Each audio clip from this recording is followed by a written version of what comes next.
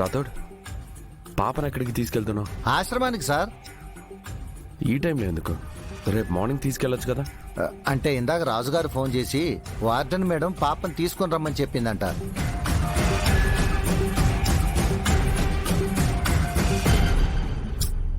ఈ విషయం రాతోడు ఇందాక ఇంట్లో ఎందుకు చెప్పలేదు చంబా? అందుకే రాతోడి మీద నాకు అనుమానం వస్తుంది. బుజ్జమ్మ, మళ్ళీ రేపు వస్తావుగా? నేను రాకపోయినా మీరు తీసుకొస్తారు కదండి. తప్పకుండా తీసుకొస్తాను బుజ్జమ్మ. నిన్ను చూడకుండా ఒక్కరోజు కూడా ఉండలేను.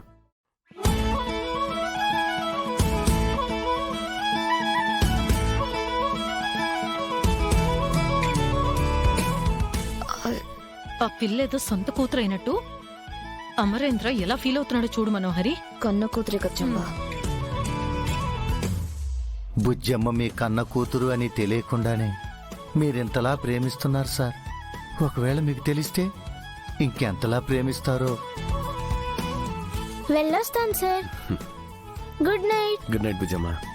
రాథోడ్, జాగ్రత్తగా. అలాగే సార్. రా బుజ్జమ్మ. పద పద.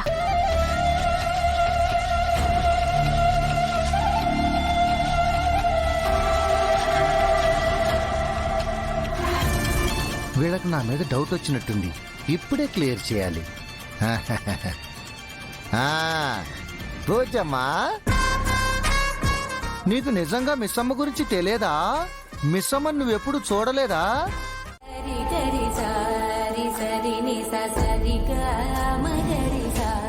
నువ్వు నన్ను మిస్సమ్మ అని పిలిచావా? ఆ పేరు చాలా బాగుంది కదా. నువ్వు ఆ పేరుకి సరిగ్గా సూట్ అవుతావు. ఎందుకని?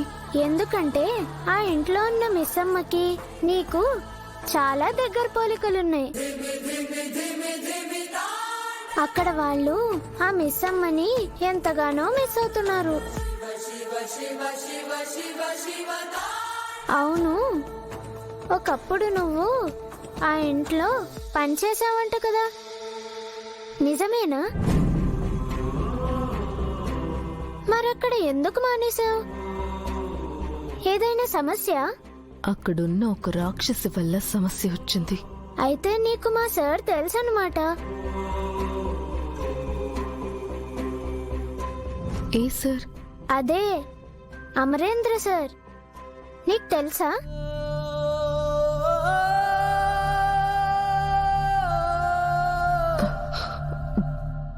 మరి అంత తెలీదు బుజ్జమ్మ. పోనీ ఆ అక్కలు అన్నలు తెలుసా? వాళ్ళు కూడా నీకన్నా నాకు తక్కువ తెలుసు. అదేంటి, నేను పుట్టక ముందు నుంచి నువ్వు ఆ ఇంట్లో ఉండొచ్చావు కదా. నాకంటే ముందు నుంచి నువ్వు ఉన్నావు కదక్కా. నువ్వు అక్కడి నుంచి రాకుండా ఉండాల్సింది. నువ్వు అక్కడే ఉండుంటే నేను అక్కడే ఉండేదాన్ని. అందరం కలిసే ఉండేవాళ్ళం. సార్, అక్కలు, అన్నలు, నువ్వు, నేను అందరం అక్కడ కలిసి ఉంటే ఎంత హ్యాపీగా ఉండేది. ఎందుకమ్మా వచ్చేసావు?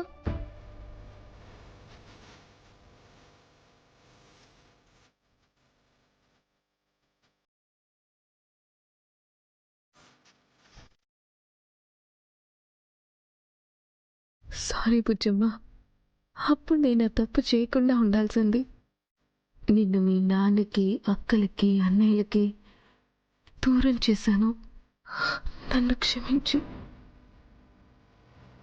నేనేదో ఊరికే అన్నానులే. ఎందుకు అంతలా ఫీల్ అవుతావు?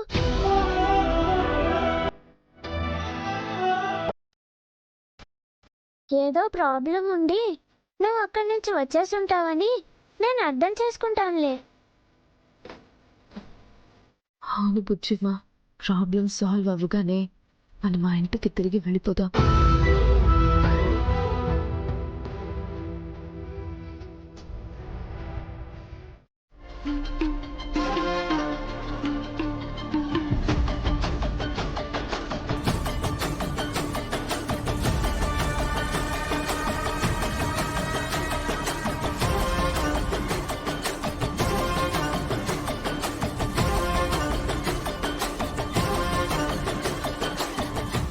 బాగా చూసిన సార్. ఏదో భ్రమలో ఉన్నట్టున్నావే.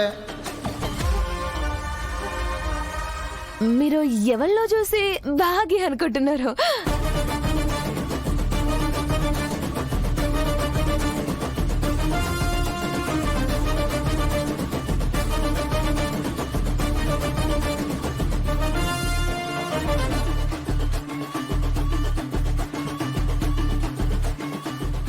Good morning sir. సార్, ఈరోజు మనం ఆఫీసులో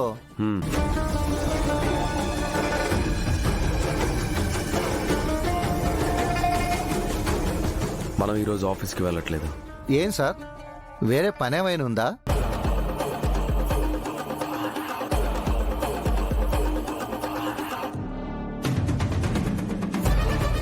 నా కోపం ఎవరి మీద రాతోడు? ఆ, అది నాకెలా తెలుస్తుంది సార్?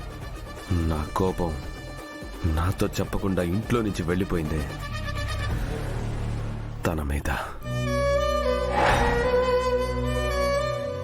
తనంటే నాకు కోపం, ద్వేషం. నాకు తనని చూడాలని లేదు, మాట్లాడాలని లేదు, అసలు తనని కలవాలని కూడా లేదు. ఇన్ని చెబుతున్నారంటే మనసులో మిస్సమ్మని కలవాలనుందేమో. ఓకే సార్, మిస్సమ్మ ఎక్కడున్నా సరే వెతికి మీ ముందుకు తీసుకొస్తాను.